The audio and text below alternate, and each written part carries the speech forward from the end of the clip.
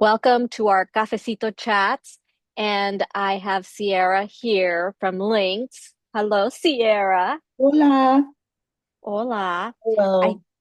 I wanted to ask you to share one of your worst workout stories and what they taught you. Well, that's a great question and really hard for me to answer. That's going to take some time to marinate. Worst meaning like when I think of worst, let me start there. It's really hard to come to a trainer, at least as far as I'm concerned, and the way I train. I do this because I'm a little bit obsessed with it and in love with it.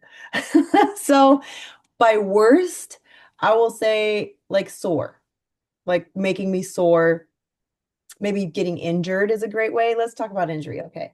Ooh, Yeah. So I took a big break from lifting really heavy as I was training for competitions, just like fun competitions, Spartan races, DECA, that sort of thing. And I'm back in it this year again. And earlier this year, I lifted really heavy without doing it in the proper percentage range. So I went too heavy too fast and I threw out my back. I've never done that before. I couldn't move for like 3 days. Of course, I had to move, but like even breathing in certain ways. But it was really good for me to go through as a coach because I know, a little bit better about what my clients go through when they say they throw out their back.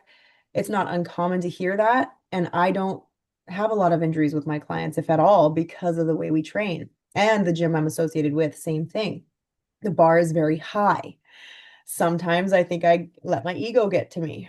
So it's always a constant check as a coach because there are like expectations that I have for myself and like maintenance levels that I want to maintain at least. It got a little out of hand that time. And it was a great lesson. very interesting. It was a great Very lesson. interesting. I Yeah. don't think I've ever thrown my back out, and I don't want to. No, it's not advisable. It's not something that happens regularly. I've never had a client throw their back out that badly. I've never thrown my back out that badly. But because I took such a big break from lifting like, 200 plus pounds in a deadlift, I went straight for that 185, 210 plus, and it was not okay. And it wasn't until probably 2 days after that I was like, uh-oh. Yeah. Oh. Called DOMS, delayed onset muscle soreness, although that was a more extreme version of it, for So sure. share with us what were the little nuggets of wisdom that you got from that? I Aside from don't. I love the fact that you can actually say now I know how my clients feel because like I don't know what it feels like, but I've seen people and it just looks very painful and very debilitating. It is. And I would say the biggest takeaway is, and it seems to be a recurring thing for me is in life in general, is don't let your ego dictate your movement. You're not there to impress anybody. It's you versus you every single time. And sometimes I let my trainer persona overtake what I know is best. And that's just not that was such a beautiful reminder to remind myself that I'm human. I'm not stronger or lesser because I can't lift as heavy as I did the 6 months before. Do you know what I mean? I'm not, it was just a beautiful lesson for me and one that was obviously necessary because it had me go, whoa. That provoked a whole series of questions in my head now. I bet So, it did. I bet it did. The ego has been a constant thing for me as a trainer, and it's wonderful because I needed it. well, see, I'm going on a whole other direction. How long does it take someone to train to lift that heavy? It just depends on the individual, honestly. So I'll give you an idea. I don't know if we talked about this last time, but I had one client recently, a pretty recent client who was brand new to the gym. She was wanting to join Hybrid House, the gym that I offer my services at. She was coming in as a member, and part of our package as we bring people on is called our on-ramp series. They get 4 sessions with me, and I prep them for class so they feel confident moving away from a trainer and going into class settings. So I give them an idea of what our classes are like and the movements that are going to be set in motion. Because we are a very purposeful gym. And this is how I train my clients as well. We do everything percentages based. So It's not a normal program. It's like you're getting a personal trainer just in a group setting of 10 people. That's how our gym kind of runs. And by the fourth session together, because I track your lifts week over week, you get 2 sessions with me across the course of 2 weeks. She was lifting over 100 pounds deadlifting. And she had never, 55-year-old woman, never been to the gym before, never lifted weights, lost 75 pounds walking herself. And she was Wow. ready for the next step. So she came prepped and ready, out of the contemplative state, ready to take action. And it takes you wanting that to show up to get to that point.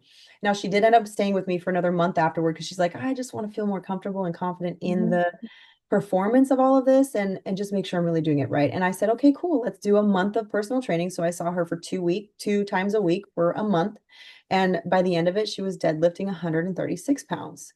So it's Wow. just a matter of consistency over everything. And then I think she just PR'd because we had our grit week. PR is What personal record.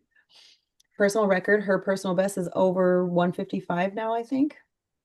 Yeah. interesting. And she's only been with us for a couple months now.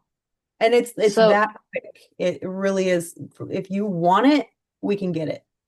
That mhm. makes Well, I guess I'm thinking like my little 20 pounds. They're not little, and that's a very They're different not. scenario. They really are not. They really are not at all. I mean, it's heavy. It's like a sack of potatoes times two, you know? Yes. Um, but but it makes me like think, what does it take to get to that man, even to break 100, right? Because I'd be like lifting myself. It's a very different program than the style that you and I do because we don't have Hmm. access to heavy, heavy weights. And also, that was on a trap bar, not a barbell. So it's a lot safer of a lift as far as conventional lifting goes, in the gym. It's just a different it's a different loaded weight. So it's on the sides of your body rather than is in front of you. So much more capable. I like having my clients who are a little more mature use the trap bar. I use the trap bar because deadlift it can be a really interesting lift if you're not doing it correctly. You can get hurt easily. So like there is a reason for the season. You know what I'm saying? Hmm. We do it a certain way. Number one, what we have access to, and number two, the person's abilities, right? Yeah. Mhm. Yeah, that's very impressive, and I'm not a gym rat, nor have I ever felt like I wanted to. So it's interesting to hear the just the will of someone to be able to get to that space so quickly, and just the losing 75 pounds, that's amazing. she's she's incredible. And I mean, we talked a lot about that because, with me, it's more than physical. So we talked a lot about what brought her to that place, how she's just done herself walking so that it was easy to give her some, homework ideas and to keep up what she's been doing and she was just ready for that next step. So like with us and our training, we could do that too. It's just a matter of the equipment and Mm. like getting to that point. So in the next phase, that could be something that we talk about for sure. The next I phase. don't think it would take much at all, particularly how you performed this week, because those reverse lunges, girl, are looking real good. It's really good. And it's making my mind go crazy. I already have like the next iteration ready to write out for Well, you. it's interesting. I'm gonna pivot here, but what was the body exam, the body test that you InBody. did? Mhm. Yeah, the InBody just like blew my mind away, right? Because I'm a data person. I love to track things, and I don't think that we have the resources, we don't have the knowledge, and we don't have the know-how of how to get through that. So can you explain what the InBody does for anyone who may be, scratching their head, what the heck is this? So it's just another, like you said, data point, just like weighing yourself on the scale. It's not the definitive factor in what you're trying to do. Sure, weight loss, that's a part of it. But bigger than that, the InBody goes in depth for your skeletal muscle, your body fat, where you're holding all of the different parts of your muscle and fat, how much water you're retaining. But what I do with my clients is I let them see their overall health ranking because it is on a scale of 0 to 100. We want you to be over 80 in any bracket. Well, no matter how old you are, we want you to be over 80 out of 100. Some people's are over 100, but that's just not even a situation that I really worry about. Yeah. So there's that. There's like a visceral fat. It's showing you how much fat you're carrying around your organs, and it's usually around the abdominal area. So we want to see that below a certain level as well. And all of that information is indicated in the InBody. All InBody is you're holding on to this electronic, right? And it's not invasive. You don't feel anything, but it's just Mhm. sending little electricity through your body, bouncing off the walls of your body to measure everything in like 30 seconds. So it takes your weight, Yeah. your skeletal muscle mass, your body fat, BMI, which we don't really go off of. Modern medicine doesn't really go off of. It's just really old, so it's included in there. But it's an incredible data factor, and I have my clients jump on it every 3 months so that we can see our work together. And if Yeah. I'm working with them with nutrition and their goal is to lose weight, I can really tell if they're paying attention to their nutrition because you can tell me week over week, oh yeah, I'm tracking. Oh yeah, look at this. And then we get on that body scanner and you haven't, we've moved only a incremental amount, we need to have a talk. Yeah. So it really is another accountability factor too. I found it fascinating to get all of that information. And I think for me, that was that tipping point Mhm. of Ooh. where I am, because I struggle like everybody else. I struggle to have that consistency with the workout. And like 3 days a week, it's like, oh, right. It's like a big piece. But what I notice now is that it, like just the data alone and looking at it was so invigorating, motivating, looking at it. And partly, of course, is my own competitive nature and leaning into that so that I can like beat my own record, right? Like it's like, okay, this is where I'm at. Like, that's not where I'm going to be in the next 3 months. Like I'm really dedicated to like I'm laser focused now with that, which I've never been that way before. So I can now tell like the synapses in my brain starting to, just go kind of cray cray and reigniting or maybe like creating a new mindset around this whole working out thing because I'm very active, Mhm. very active. I've always been very active. I mean, I still rollerblade and roller skate, like you name it, right? But not in that same consistency where I can say this is my ritual. I rollerblade twice a week, or the one thing that I've added to my life is are my walks. Like they're non-negotiable. Like I do minimum 30-minute walks, if not, a full 40 to an hour. So I feel like looking at the data was like slapping me. Like, oh man, pay attention. Right. And and yet there are so many people out there who haven't heard of it, or even the DEXA scan isn't something that's very popular, yet it is so powerful for women to check our bone density. Mhm. And I learned the other day that a lot of the medical insurances won't even cover a DEXA scan unless you're 65. I mean, that's no surprise, right? And I mean, for the cost that they have too, like you could get a DEXA scan for $40. The InBody scan is $40. These are not expensive.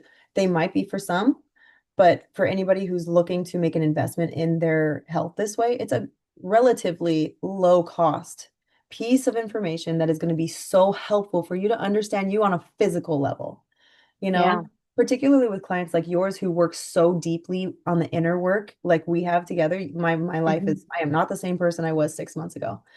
And that's why our coaching melds so well together because I am mind, body, and Hmm. soul. When you move with me, like I said, movement is my gateway drug. I'm here. Oh, yeah, we'll get you moving and stronger, but we're also going to learn a whole hell of a lot more about who you are and why you're doing the Hmm. things you do, and why we're investing in the things and the relationships that we invest in.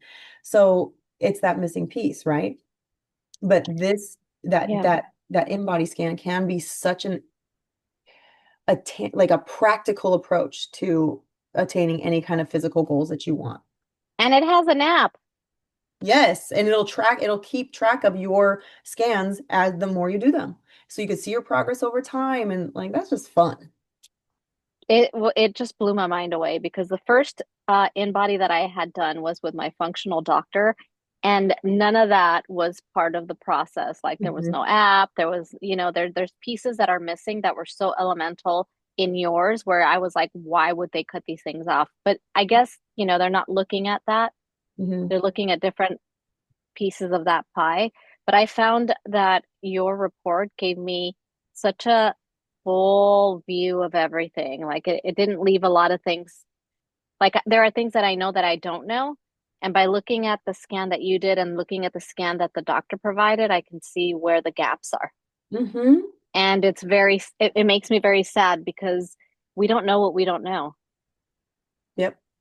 And what I'm very passionate about bringing to the fitness spectrum is clarity, transparency. The more you Mhm. know, like my clients, we yap because the more I know about you, the better coach I can be. And it goes along with all the data. So where somebody might have, and it's not uncommon that somebody might have like it'll trigger someone to get on the scale. It'll trigger clients to count their calories because particularly when I work with women, it's a long conditioned history of you just need to walk and eat 1,200 calories a day. You'll lose weight. You won't be fat. You'll be skinny, skinny, skinny, skinny, skinny, skinny. And that is just sometimes, so you have to be really delicate as a coach and understanding that they're not ready for that conversation yet. 9 times out of 10, after we work together a month or two, we're ready to start slowly taking those steps in the nutrition aspect. Because if you really want to make any strides as far as like gains go and losing weight and muscle, gaining muscle, nutrition has to be a part of that conversation. So once they start feeling comfortable shaking and moving, then we can move into that spectrum of things. And it just really allows you to grow and work through trauma and understand you love yourself in a different way that the society loves to make millions and trillions of dollars in the fitness industry by selling you the latest hack or the latest supplement. It Right. is so basic. It is so basic and so simple. It's just about consistency. You can use any plan. Yes, if you have different goals, it of course differs and we can get more niche, but the person who I'm trying to reach is you 3 times a week strength training. Make sure you're getting your steps every day, sleep, water, and nutrition. And it's just that freaking easy. I mean, it sounds a lot, it's harder to implement than it sounds, but that's the why we have support and community. It's so complex to be human. Mhm. Darn it. So But like, it complicated. doesn't help that there's a whole industry trying to make billions and trillions of dollars off of us when they don't really care about helping. They're just interested in making billions and trillions of dollars, including the healthcare industry. So there Well, are reasons why they're gatekeeping that information from you, for right? sure. For sure. Well, I am looking forward to our next few sessions because I want to talk a little bit more about the VO2 max. Mm. Um, and then I definitely want to jump into nutrition. So Mhm. it'll be great to continue these conversations. Thank you, Sierra, for our little cafecito, even though what happened to your cafecito, girl? Oh, it's water today. It's a sparkle water. I already had my coffee. Thank you so much for joining, and we will see you next week. Okay, thanks.